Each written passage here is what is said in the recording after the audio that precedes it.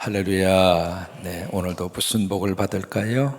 네, 데오빌레의 복을 받아 누리는 여러분 되시기를 축복합니다. 누가복음 9장에 보시면 예수님이 그때는 12 제자를 파송합니다. 오늘 누가복음 10장으로 와서 보시면은 몇 명이죠? 70명.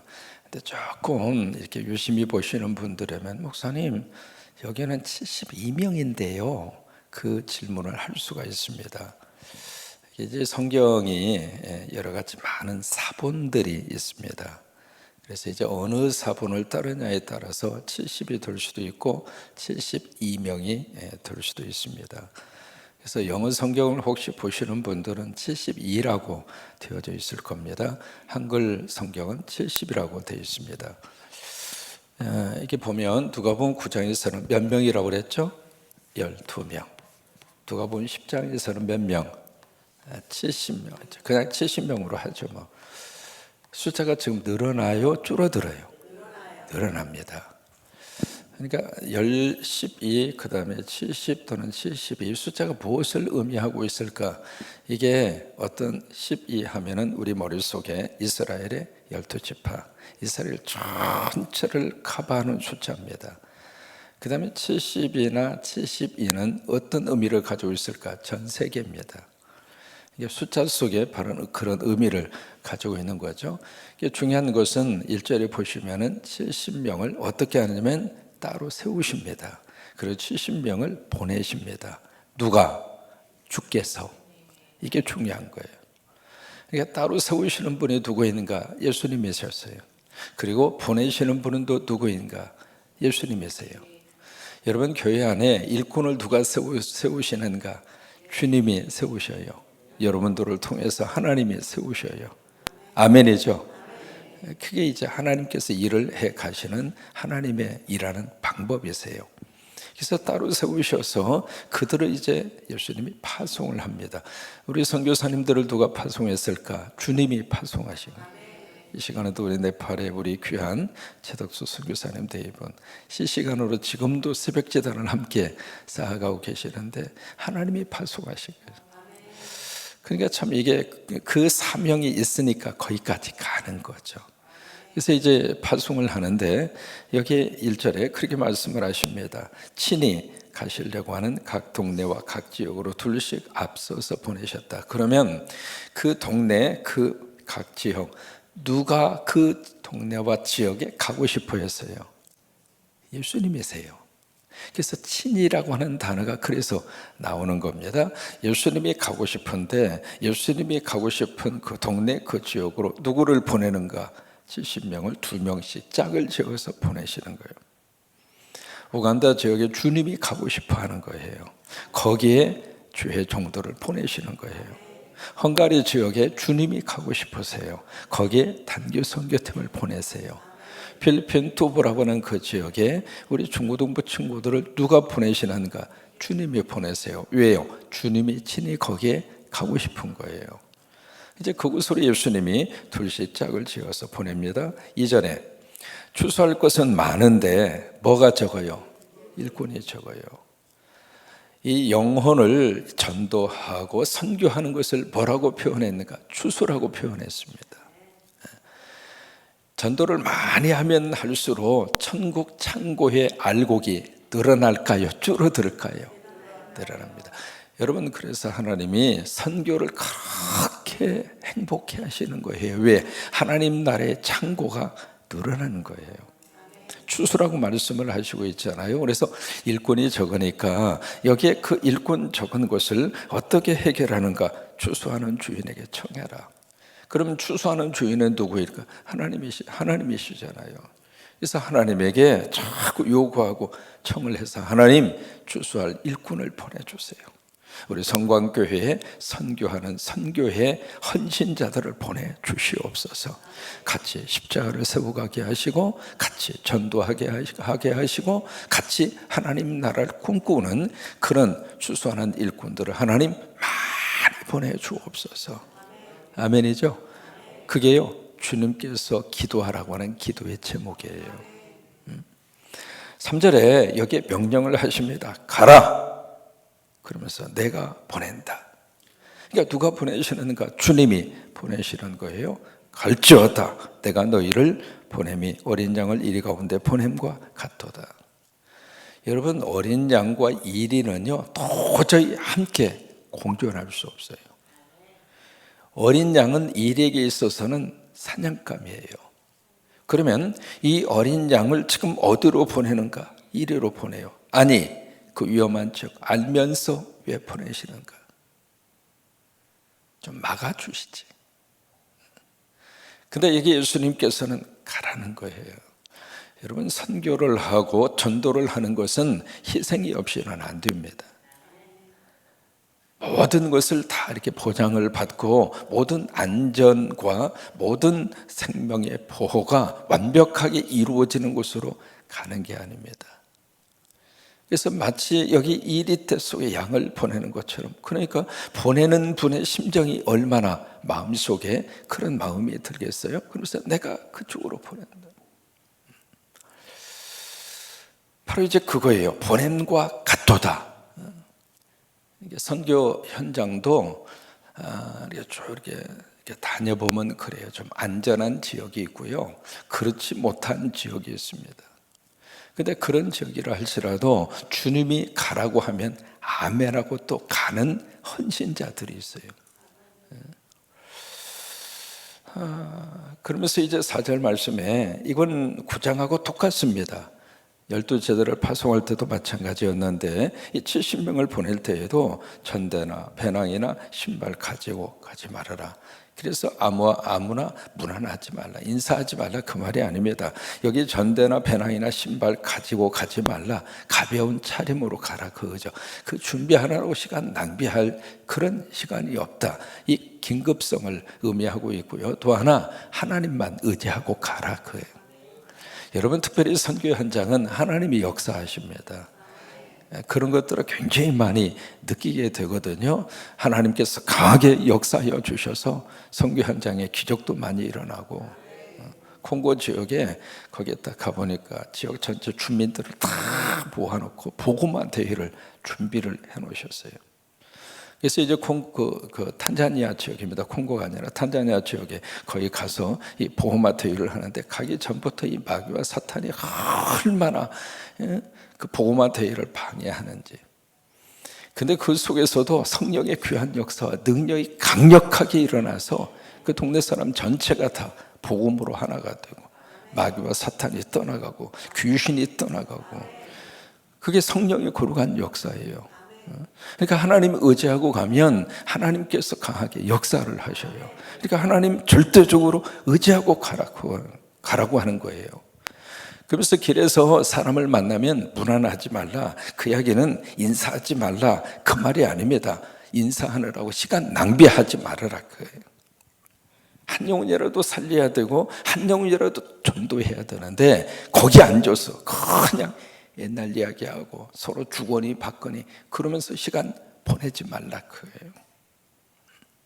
여러분, 전도는 그만큼 긴급한 사항이라고 하는 것을 말씀을 하시고 있습니다. 5절에 보시면 가장 먼저 그들이 가서 전해야 될 메시지의 내용이 뭔가, 5절에 어느 집에 들어가든지 먼저 말하되 이 집이 평안할지어다. 여러분, 이 축복을 꼭 여러분들의 가정에 하시고 어느 집이든지 이 복을 먼저 비시기 바랍니다. 이 집이 평안할지어다. 같이 한번 고백하십니다. 이 집이 평안할지어다. 다시 한번, 이 집이 평안할지어다. 여러분, 집 들어가실 때에도 주여 이 집이 평안할지어다, 예수님의 이름으로 축복하시기 바랍니다. 또 교회도 하나님의 집이잖아요. 이 교회 오실 때도 주여 이 집이 편안할지어다, 평안할지어다. 말씀대로 축복하면 말씀대로 역사가 나타납니다. 어떻게 하면 우리가 이 평안을 가지고 살아갈 수 있을까? 평안은 누가 줘요? 구약 성경에 보시면 메시아가 주시는 가장 큰 축복이 평안입니다. 히브리 말로 샬롬이라고 하는 축복이에요. 그러니까 메시아가 이 땅에 오셨다고 하는 것을 선포하는 가장 중요한 근거가 평안입니다. 요한복음에 보시면 평안을 내가 너희에게 주느니, 내가 주는 평안은 세상이 주는 것과 같지 아니하니 너희는 마음에 근심하지도 말고 두려워하지도 말라. 그러니까 예수님이 내 안에 오셔서 주시는, 그리스도가 주시는 축복이 평안이에요. 평안. 아멘이죠. 현대인들이 가장 많이 지금 먹는 약이 있습니다. 무슨 약일 것 같아요? 우울증 약입니다. 이 약이 가면 갈수록 복용하는 사람들의 숫자가 더 늘어납니다. 아니, 먹고 살만하고, 그래도 옛날보다 훨씬 좋은 환경에서 살고, 집집마다 자가용 전부 다 있고. 어렸을 때 자가용 여러분이 있었어요? 와, 저희 신학생 때 용산 제일교회 목회하는데 교회학교 학생들이 물었어요. 앞으로 커서 뭐가 되고 싶어? 그랬더니 저요, 강장노님처럼 되고 싶어요. 왜냐하면 강장노님이 까만 세단차를 몰고 다녔거든. 자가용 가진 사람이 학생들의 우상이었어요. 지금 우리가 그만큼 그런 환경에서 살고 있는데 왜 그렇게 우울증 환자가 많아질까? 왜 그렇게 저녁마다 잠 못 자고 수면제를 복용하는 불면증 환자들이 그렇게 많을까? 왜 그래요? 점점 우리 마음속에 참 여러 가지 불안과 스트레스와 걱정과 염려가 우리 마음속에 꽉 차 있는 거예요. 여러분, 어두움의 영은 성령님이 오셔야 도망가는 거예요. 마귀와 사탄은 성령의 역사가 있으면 물러나게 돼 있어요. 그러니까 너희가 평안할지어다, 이 선포를 왜 하는가? 성령이 내 안에 오셔서, 주님이 내 안에 오셔서 걱정도 염려도 다 물리주고. 뉴스 보면은요, 나도 모르게 얼굴이 굳어져요. 여러분 안 그래요? TV에서 나오는 모든 뉴스가 우리로 하여금 계속 걱정거리를 주는 거예요. 우크라이나 전쟁 우리하고는 먼 전쟁처럼 느껴졌는데 이제는 대통령이 입을 통해서 거기에 무슨 일이 있으면 우리도 개입하겠다, 공개적으로 이야기를 하고 있잖아요. 그 이야기는 우리가 알지 못하는 그 뒤에 수없이 많은 것들이 지금 진행되고 있다, 그 말이에요. 폭탄 절대로 안 준다 그랬잖아요. 직접적인 살상 무기는 우리는 법적으로 줄 수가 없다. 그런데 이미 포탄 50만 발이 그쪽으로 들어갔잖아요. 이게 뉴스가 터질 때마다 이게 뒤에서 지금 무슨 짓을 하고 있는가, 뒤에서 어떤 일들이 일어나는가, 그런 것들 생각할 때마다 걱정과 염려, 두려움이 머릿속으로 계속 나는 거예요. 성령님이 역사하시지 않으면 우리가 하루도 마음 편하게 살 수가 없어요. 우리는 하나님 의지하고 삽니다. 세상은 요동친다 할지라도 하나님이 우리와 함께 하시고, 하나님이 우리를 보호하시고, 하나님이 우리를 도와주시고, 그래서 어느 집을 들어가든지 이 집이 평안할지어다.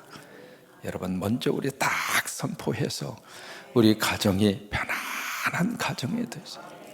그러지 않으면 어둠의 영이 가정 속에 들어오면 그 가정이 시끄러워요. 조그만한 일 가지고도 막 싸우고 시끄러운 소리 나고, 마치 영혼이 함께 싸우기 위해서 시집가고 장가간 것처럼. 왜 그렇게 불만이 많고 왜 그렇게 짜증이 그렇게 많이 나는지.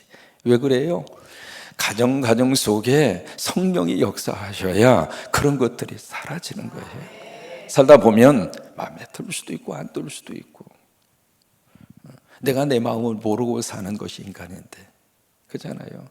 그러니까 성령님이 우리 가운데 우리 가정 속에 충만히 임재하셔서, 그래서 가정마다 주여 이 집에 평안이 임하게 하옵소서, 우리 집에 평안이 임하게 하옵소서, 우리 가정이 천국이 되게 하시고 우리 가정에 성령의 은혜가 임하게 하시고, 그래서 우리 가정이 하나님의 거룩한 역사와 능력이 임하는 행복의 보금자리가 되게 하옵소서. 이게요, 어느 집을 들어가든지 그 집의 평안을 위해서 빌어라, 이 말. 교회도 마찬가지입니다. 우리 성광교회 안에 성령의 역사가 충만히 임재하셔서 우리 교회가 복잡하지 않게 하시고, 우리 교회 안에 시끄러운 소리가 나지 않게 하시고, 마귀와 사탄이 이 교회에는 절대로 틈타지 못하도록 성령의 역사로 충만히 임재하셔서 이 교회에 들어오는 분들마다 평안할지어다. 이 교회에서 예배하는 영혼마다 평안할지어다. 평안할지어다. 아멘. 여기가 천국이 되게 하셔서 바로 주님이 어느 집을 들어가든지 이게요, 이 평안의 복은 아무리 빌어주어도 손해가 안 나. 왜 그러는가? 그 다음에 말씀을 하시고 있잖아요. 6절 말씀에 만일 평안을 받을 사람이 거기 있으면, 이게 참 의미 있는 말씀이잖아요. 혹시 여러분 1이라고 쓰여져 있고 조그마한 글씨로 성경 그렇게 돼 있죠? 1이라고 쓰여져 있고 맨 밑으로 가시면 헬라어로, 헬이라고 하는 말이 헬라어입니다. 헬라어로 무슨 아들? 평안의 아들이 그렇게 돼 있죠? 평안의 아들. 이게 무슨 말이냐면 복음에 대해서 마음이 열려있는 사람이라고 하는 뜻이에요. 예수의 복음을 딱 전했는데 그 사람이 마음이 이미 열려있어. 그 사람이 누구인가? 평안을 받을 사람이에요. 그 사람이 평안의 사람이에요. 여러분은 지금 복음에 대해서 마음이 열려있잖아요. 그래서 이 평안을 받을 분들이 여러분들이에요. 그러니까 우리 가정 속에 복음으로 이미 열려져 있잖아요. 가정에 십자가 탁 걸어놓았고, 우리 가정에 하나님의 말씀이 있고, 우리 가정은 예수님을 믿는 가정이고, 그러면 그 가정이 이 평안을 받을 만한 사람이에요. 복음에 대해서 마음이 확 열려져 있잖아요. 그러니까 그런 사람이 있으면은 너희의 평안이 그에게 머물 것이요, 그 평안이 그 속에 자리 잡을 것이요, 만약에 그렇지 않으면 너희에게로 돌아오리라. 그러니까 이게 축복의 원리는요, 축복은 계속 축복하세요. 미운 사람에게도 복을 빌어주시고 잘 되라고 하시고, 아멘하기 싫어도 아멘 하시면 복이라 그 말이에요. 복은 아무리 빌어주어도 손해가 안 나요. 그 사람에게 가든지 아니면 나에게 오든지. 그러니까 손해나는 법이 없어요. 기도할 때에도 어쨌든 여러분 마음속에 상처를 주는 사람, 아프게 하는 사람 있을 수 있어요. 그 사람 자꾸 밀어내지 마시고요, 차라리 그분을 복을 빌으세요. 예수 안에서 잘되게 해주세요. 아이, 그러면 내가 배가 아픈데요. 아니에요. 배가 아픈 것이 아니라 여러분이 더 잘 돼요. 그 복이 그분에게 받을 만하면 내가 축복한 그 기도가 그에게 응답이 될 것이고, 만약에 그가 받을 만하지 못하면 내가 축복한 기도가 나에게로 온단 말이에요. 그러니까 이게 복을 받을 수 있는 원리입니다. 원리예요. 바로 그거예요.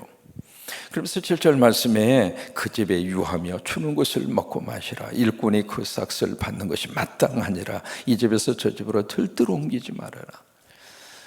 이게 이제 가다가 보면 막 환영해서 막 우리 집에 와서 좀 계시라고 그럴 수도 있고, 아니면 그 집에 딱 들어갔는데 그 집의 환경이 안 좋을 수도 있고, 그 따지지 말고 그냥 들어갔으면 그 집에, 그 동네 떠날 때까지 그 집에서 계속 있어라 그 말이에요. 그 다음에 중요한 것이 8절입니다. 어느 동네 들어가서 가든지 너희를 영접하거든 받아주거든 그 다음에 너희 앞에 차려놓은 것을 먹으라 그 말이에요. 이게 유대인들이 만약에 유대인들의 가정에서 환영해서 그 집에 들어가서 음식을 차려주면 코쇼라고 그래가지고 유대인들 음식법에 따라서 음식을 제공할 거예요. 그런데 만약에 이방인 집으로 만약에 환영을 해서 딱 들어갔으면은 유대인들이 먹어서는 안 된다고 생각하는 음식이 나올 수 있어요. 그래도 그 음식 먹으라 그 말이에요. 여러분 선교 가면은요, 한국 음식하고 전혀 다른 음식이 나와요. 이걸 먹을 거라고 주느냐고 짜증내지 말고 입맛이 맞든 안 맞든 주는 대로 먹으라 그 말이에요. 이게요, 전도하는 이 유대인 제자들의 입장으로서는 이게 충격입니다. 만약에 돼지고기가 나왔어요.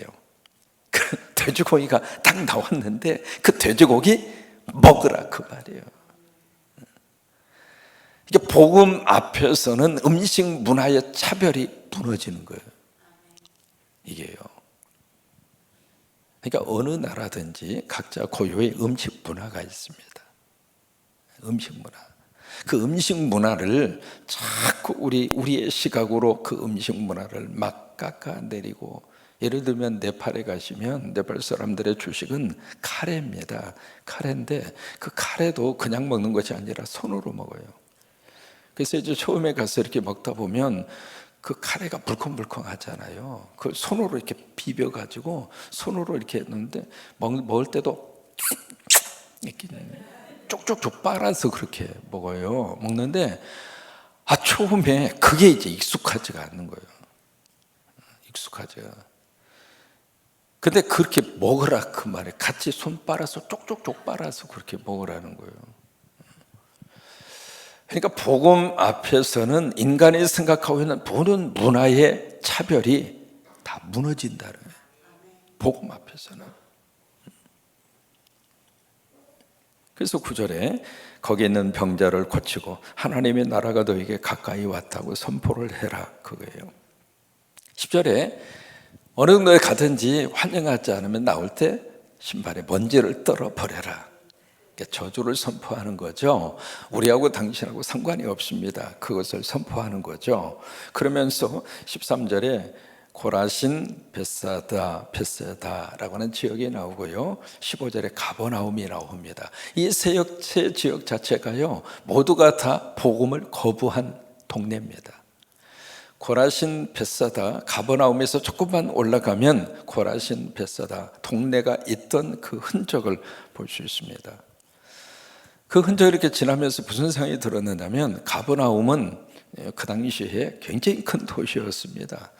가버나움에는 회당터가 그대로 남아있고요, 회당 바로 앞에 베드로의 집이 있습니다. 그 베드로의 집 위에다가 베드로 기념 교회당을 세웠거든요. 그리고 가버나움에서 예수님이 가장 많은 기적을 행하셨어요. 베드로 장부의 열병도 가버나움에서 고치신 거예요. 그리고 예수님이 직접 복음을 전하고요, 그랬던 동네거든요. 벳사다, 고라신, 가버나움이. 근데 지금 가서 보면 흔적도 없어요. 우리가 복음을 받아들이는 곳에 살림의 역사가 나타납니다. 복음을 거부하면 심판받는다, 그 말이에요. 그래서 이 말씀을 하시려고 있는 겁니다. 그래서 마지막 16절입니다. 같이 있습니다. 너희 말을 듣는 자는 곧 내 말을 듣는 것이요, 너희를 저버리는 자는 곧 나를 저버리는 것이요, 나를 저버리는 자는 나 보낸 신을 여러분, 이게요 1단계, 2단계, 3단계 이렇게 가잖아요. 옆에 있는 성도를 받아들이면 주님을 영접하는 거예요. 그런 거예요. 근데 17절을 보니까 70명, 72명이 전도를 마치고 돌아와서 막 기쁜 마음으로 선교 보고를 합니다. 막 흥분이 돼서 주여! 주의 이름으로 귀신이 막 항복을 하고. 그러니까 18절에 예수님이 같이 호응을 해줍니다. 그래 맞아, 사탄이 하늘로부터 번개같이 떨어지는 것을 내가 봤다. 여러분, 성광교회 성도들이 가서 선교할 때마다 이런 역사가 임하기를 축복합니다. 막 귀신이 예수의 이름으로 막 항복하고 떠나가고, 예수님은 맞아, 니네들 가서 선교할 때 하늘에서 마귀와 사탄이 번개치는 것처럼 땅에 떨어지는 것을 내가 보았다고. 19절에 내가 너희에게 뱀과 천가를 밟으며 원수의 모든 능력을 제할 권능을 주었으니 너희를 해칠 자가 결코 없으리라. 중고등부 친구들이 필리핀에 가서 이런 역사를 일구게 되기를 주의 이름으로 축원합니다. 그래서 20절 말씀에 이게 중요해요. 같이 읽어요. 그러나 귀신들이 너희에게 항복하는 것으로 기뻐하지 말고 너희 이름이 하늘에 기록된 것으로 기뻐하라. 기쁨에 두 가지가 있습니다. 기쁨은 기쁨인데 무슨 기쁨이냐면 존재, 지향적 기쁨이 있고요, 그 다음에 소유, 지향적 기쁨이 있어요. 예수님이 좀 무슨 말씀을 하시고 있는가? 바로 소요지향적 기쁨을 갖지 말고 그런 일들이 막 일어난다고 하는 그것 때문에 기뻐하지 말고 무엇 때문에? 너희 이름이 하늘에 기록된 것으로, 다시 말해 존재 지향적 기쁨을 가져라 그예요. 우리가 이 소유지향적인 기쁨을 가지면은요, 어떤 현상이 빠지는가? 일 중독에 빠집니다. 일을 하지 말라 그 말이 아닙니다. 사역을 하고 일을 해요. 그래서 결과가 나오고요. 그게 참 감사해요. 그런데 거기에 너무 사람이 그 기쁨 속에 몰입을 하면 일 그 자체에 매몰돼 버립니다. 그러면 가장 중요한 존재지향적 기쁨이 없어집니다. 사역자들에게 있어서 가장 경계해야 할 내용이 바로 이겁니다.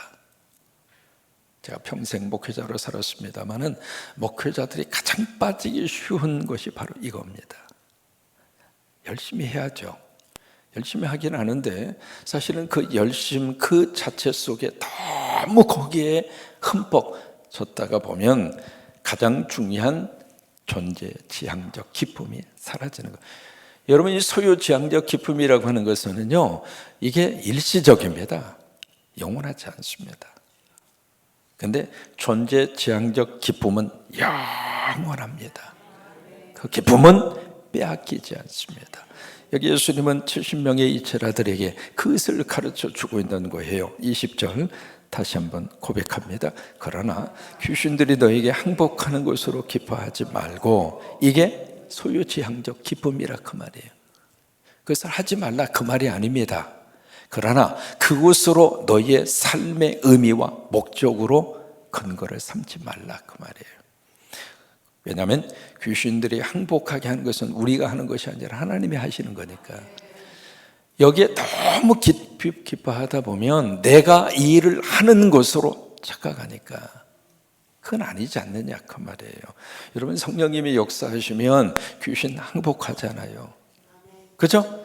그러면 내 능력으로 항복을 시키는 것이 아니라 내 안에 계시는 성령의 능력으로 성령님이 하시는 거지. 우리는 쓰임을 받는 것뿐이잖아요. 그러니까 그것으로 기뻐하지 말고 너희 이름이 하늘에 기록된 것으로 기뻐하라. 그죠? 우리의 이름이 천국에 있잖아요. 아멘이죠? 천국 생명록에 여러분들의 이름이 쭉 기록이 되어 있잖아요. 그 기쁨처럼 좋은 게 어디가 있습니까? 그 기쁨처럼 영원한 게 어디가 있습니까? 오늘도 그런 축복 여러분 가운데 넘치기를 주의 이름으로 축원합니다.